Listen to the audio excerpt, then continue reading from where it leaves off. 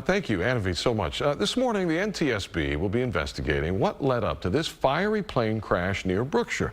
KPRC2 was first on scene yesterday when it happened, and miraculously, everybody survived. Yeah, our Brittany Jeffers is outside the Houston Executive Airport with the latest on the crash. Brittany? Yes, good morning. Well, we know that investigation is going to be taking place in a field just beyond these barricades here. Now, the NTSB is the lead investigating agency on this, and we have found out that they will be sending crews out here sometime today. This morning, there's still plenty of questions about why this passenger plane heading to Boston ended up in flames near Houston's Executive Airport in Brookshire.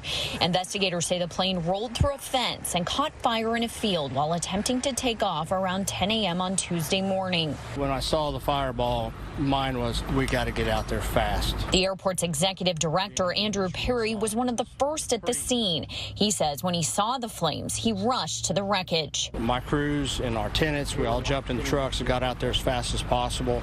Once we saw the passengers, there was some relief. All 21 people on board survived, including 18 passengers and 3 crew members. Emergency responders from all across the area came in to help. Everyone thankful that the passengers made it safely off of the plane. The only thing I could really say about the pilots and the professionalism is everybody got out, and that shows a lot. Now, 2 of those passengers were taken to Memorial Hermann and Katy with minor injuries, one of them reporting back pain. Now, focusing here on the investigation, we do not have a timeline just yet of when NTSB officials will be arriving. Reporting live, I'm Brittany Jeffers, KPRC 2 News. Thank you, Brittany. And KPRC2 Investigates looked up the plane in question. Our team discovered the plane has been up for sale with an asking price of about $3.9 million.